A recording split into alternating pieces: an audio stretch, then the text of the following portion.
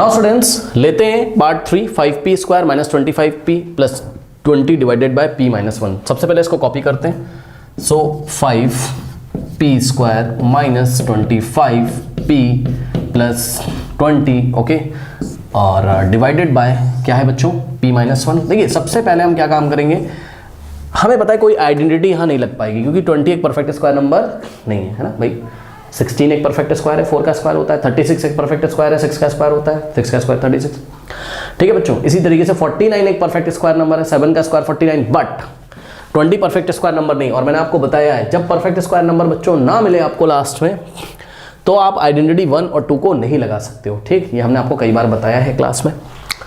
अब सुनिए, आपको क्वेश्चन मिलते ही सबसे पहले ये चेक करना चाहिए कि क्या कुछ कॉमन आ रहा है इसमें से, first term, second term, third term में से कुछ कॉमन आ रहा है। यस सर, कॉमन आ रहा है। आइए हम आपको दिखाते हैं क्या कॉमन आ रहा है, ध्यान से चेक करेंगे बच्चों।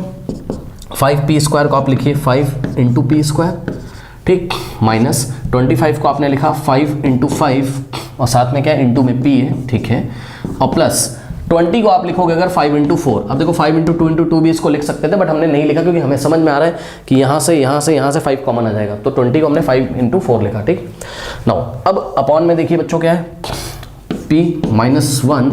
अब आप देखें ये first term, second term, third term क्या कॉमन आ रहा है, फर्स्ट टर्म में 5, सेकंड टर्म में 5, थर्ड टर्म में 5 आ गया कॉमन। ठीक है बच्चों, सो यहाँ फर्स्ट टर्म में बचेगा p square minus second term में बचेगा 5 इंटू पी, यानी कि 5p भाई 5 इंटू पी, ये 5 इंटू पी था तो 5p मैंने इसको लिख दिया, करेक्ट।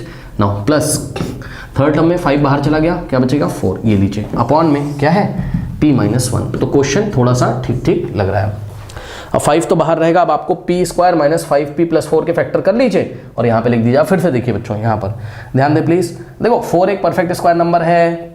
यस सर, तो क्या सर आइडेंटिटी लगा दें सर, कौन सी वाली, सेकंड वाली, क्योंकि बीच में क्या होता है -2 इंटू a इंटू बी। ठीक, बीच में माइनस है, लग सकती है, ट्राई करते हैं। ठीक, सो देखो p स्क्वायर वैसे लगेगी नहीं, लेकिन मैं आपको दिखा दूं, कुछ बच्चे ट्राई कर रहे होंगे। देखो p को लिखेगा p का स्क्वायर, बिल्कुल सही है, माइनस 4 को लिखोगे आप 2 का स्क्वायर, तो देखो a square plus b square है ना, a square plus b square, बीच में -2 इंटू a इंटू बी होता है, 2 इंटू a की जगह 5 लिख देंगे और b की जगह क्या लिख देंगे 2। लेकिन बच्चों 2ab जब आपने किया तो 2 2 था तो 4p होता है, बीच में तो क्या आ जाएगा 4p, लेकिन यहाँ क्या दिया है 5p, तो आइडेंटिटी नहीं लग पाएगी। इस बार क्या हुआ, लास्ट में परफेक्ट स्क्वायर नंबर भी आ रहा है 4, 2 का स्क्वायर, लेकिन क्या हुआ कि जब हमने इसको 2 का स्क्वायर लिखा, p स्क्वायर को p का स्क्वायर लिखा, तो a स्क्वायर और यहाँ पर plus b square minus 2 into a की जगह p और b की जगह क्या आ गया 2। जब हमने इसको सॉल्व किया 2 2 4, क्या मिला हमें मिला 4p, उन्होंने क्या दिया है 5p, मैच नहीं कर रहा है, तो आइडेंटिटी तो नहीं लगेगी। ठीक, अब क्या करेंगे, अब स्प्लिटिंग द मिडिल टर्म हम यूज करेंगे। मतलब समझो -5p को बच्चों ऐसे दो पार्ट्स में, या -5 को ऐसे दो नंबर्स के एडिशन के फॉर्म में लिखिए कि ऐड करने पर क्या आ जाए -5 और मल्टीप्लाई करने पर क्या आना चाहिए, लास्ट में जो नंबर लिखा है वही आना चाहिए, यानी कि +4। तो बहुत ईजी है, -5 को क्या लिखो -4 और प्लस -1, ये लीजिए। -4 में अगर आप क्या ऐड करें -1, भाई करके दिखाता हूं मैं आपको, देखिए -4 है ना, प्लस माइनस माइनस तो -1, प्लस माइनस माइनस है ना। अब माइनस माइनस क्या होता है प्लस, तो -4 -1 -5 है ना, माइनस माइनस प्लस 4 + 1 5 साइन लगेगा बड़े नंबर का। ठीक, तो देखा आपने -5 को आप क्या लिख सकते हो -4 प्लस ब्रैकेट में -1, या फिर प्लस माइनस माइनस हो जाएगा तो -5 को आप क्या लिख सकते हो, -5 को आप -4 -1 लिख सकते हो। ठीक, अब सुनो, ये तो हो गई पहली बात कि -4 में अगर हम -1 ऐड करें तो -5 आता है। दूसरी बात, -4 को -1 से मल्टीप्लाई करने पर क्या आना चाहिए, लास्ट में जो नंबर है वो आना चाहिए। क्या आ रहा है, देखो लास्ट में क्या लिखा है, प्लस का 4 है, प्लीज ध्यान दें। तो माइनस माइनस क्या होता है प्लस, और 4 1 दा 4, ये लीजिए प्लस का 4 आ तो रहा है, क्या दिक्कत है। ठीक, तो बिल्कुल सही आपने किया बच्चों, यानी कि -5 को हम ऐसा लिख सकते हैं, करेक्ट। ओके, नोट करिए, जिसको भी नोट करना हो नोट कर लीजिए प्लीज। कर लिया, चलो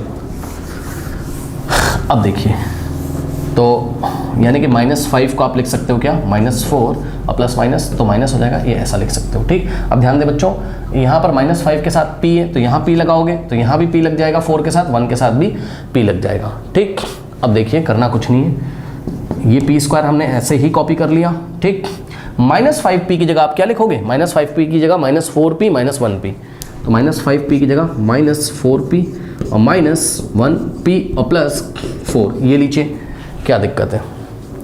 ठीक है बच्चों। नाउ अब आप ध्यान दें बच्चों, देखिए ये जो फर्स्ट 2 टर्म्स है इसमें से p कॉमन आ रहा है, ये साफ साफ पता चल रहा होगा, लेकिन सेकंड 2 टर्म में से बच्चों आप पहले क्या करो, मैं आपको बताता हूँ, आप पहले माइनस कॉमन ले लो। क्या कॉमन ले लो? माइनस। ठीक, बताता हूँ। देखो इन दोनों को आपने क्या किया, ऐसे ही लिख दिया p² - 4p। ओके, अब इन दोनों में से माइनस कॉमन ले लेंगे। थोड़ा थोड़ा आपके मन में फील आना चाहिए कि माइनस अब क्यों कॉमन ले रहे हैं, ठीक, क्योंकि ये जो दोनों टर्म है इसमें सेकंड टर्म में क्या है, माइनस है, लेकिन यहाँ सेकंड टर्म में क्या है, प्लस है।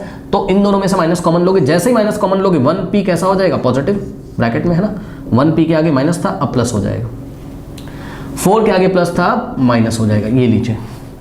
और प्लस तो लिखा नहीं जाता है तो हम यहाँ नहीं लिखेंगे प्लस, ठीक, इस तरीके से। और इन दोनों को भी अब आप ब्रैकेट में ऐसे बंद कर सकते हो, ठीक है। नाउ अब आप ध्यान दें बच्चों, कुछ नहीं किया हमने, p² को हमने लिखा p इंटू पी, -4p को हमने लिखा 4 इंटू पी और माइनस, अब ध्यान दें बच्चों यहाँ पर 1p को आप लिखोगे 1 इंटू पी और -4 को आप लिख दो क्या, 1 इंटू 4।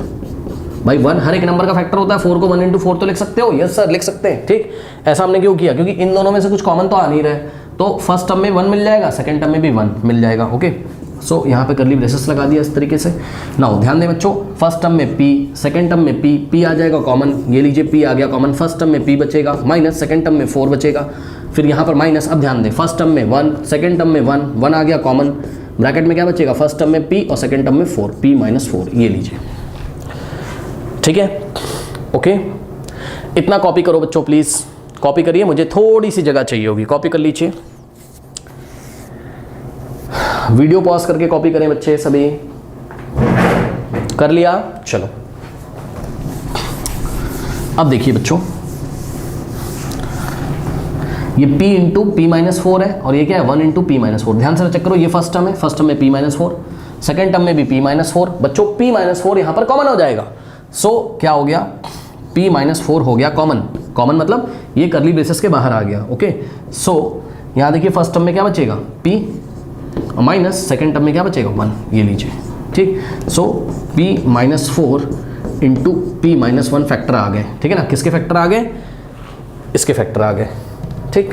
तो ध्यान से चेक करो, ये वाला 5 तो ऐसे ही रहेगा, तो 5 इंटू, अब ध्यान दें यहाँ से यहाँ तक p² - 5p + 4 के फैक्टर्स क्या क्या आ गए, p - 4 p - 1, तो हम यहाँ लिखेंगे p - 4 इंटू p - 1 अपॉन में। अब हम वापस क्वेश्चन पे आ गए, पता है ना जहाँ पे हमने छोड़ा था, इसके फैक्टर हमने रफ वर्क में, रफ तो नहीं मतलब फेयर वर्क में साइड में करके दिखा दिए।